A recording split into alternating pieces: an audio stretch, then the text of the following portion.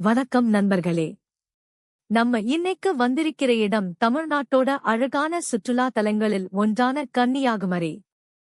ஆமாம், இந்தியாவின் தென்கோடி முனைன்னு சொல்லப்படும் கன்னியாகுமரியில் இப்போ நாம ஒரு அழகான வியூல இருக்கோம். ரூட் கன்வெர்ட் ஆல். நம்ம முன்னாடி பாருங்க, கண்ணுக்கு எட்டிய தூரம் வரைக்கும் கடல் மட்டும்தான் தெரிகிறது. இங்க வந்து இந்த நேர்ல பார்க்குற எக்ஸ்பீரியன்ஸ் வேற லெவல். கடல் காற்று, அலைகளோட சத்தம், இந்த அழகான இயற்கை எல்லாமே சேர்ந்து ஒரு பீஸ்ஃபுல் ஃபீல் கொடுக்குது. போட்டோ எடுக்கவும், ரீல்ஸ் எடுக்கவும், யூடியூப் வீடியோ எடுக்கவும் இந்த இடம் ரொம்ப நல்லா இருக்கு. கன்னியாகுமரியோட மிகப்பெரிய சிறப்பு என்ன தெரியுமா?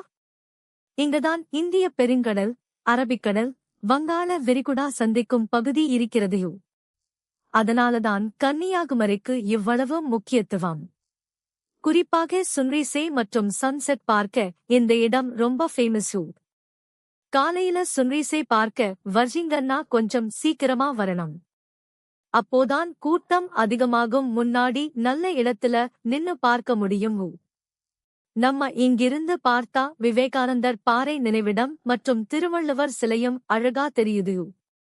ஆமாம், கடலுக்கு நடுவுல அந்த இரண்டு இடங்களையும் பார்க்கிறது ரொம்ப அழகான எக்ஸ்பீரியன்ஸ். கன்னியாகுமரி வரவங்க வியூ பாயிண்ட் மட்டும் பார்க்காம இந்த முக்கியமான டூரிஸ்டையும் கண்டிப்பா விசிட் பண்ணணும். குடும்பத்தோட வந்தாலும் சரி, ஓட வந்தாலும் சரி, இந்த இடம் ஒரு நல்ல டிராவல் எக்ஸ்பீரியன்ஸ் கொடுக்கும். எனக்கு பர்சனலி இந்த இடத்துல ரொம்ப பிடிச்ச விஷயம் இந்த கடல் காற்றும், இங்கிருந்து கிடைக்கிற பனோராமிக்கும் தான். எனக்கும் குறிப்பால கேப்சர் பண்ணும்போது இந்த இடத்தோட பியூட்டி இன்னும் நல்லா தெரிகிறது. ஆனா ஒரு விஷயம், வீடியோல நாம எவ்வளவு காட்டினாலும் இந்த நேர்ல வந்து பார்க்குற ஃபீல் வேறதான். எக்ஸாக்ட்லி.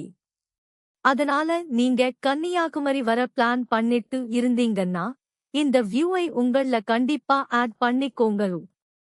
இந்த அழகான கன்னியாகுமரி வியூ பாயிண்ட் உங்களுக்கு பிடிச்சிருந்தா இந்த லைக் பண்ணுங்க. உங்க ஃப்ரெண்ட்ஸ் மற்றும் கிட்ட ஷேர் பண்ணுங்க. இன்னும் நிறைய டிராவல் மற்றும் இன்ட்ரெஸ்டிங் வீடியோஸ் பார்க்க நம்ம தி ராபின் ஷோவை சப்ஸ்கிரைப் பண்ணுங்க. இருவரும் மீண்டும் ஒரு புதிய வீடியோல சந்திப்போம். பாய்.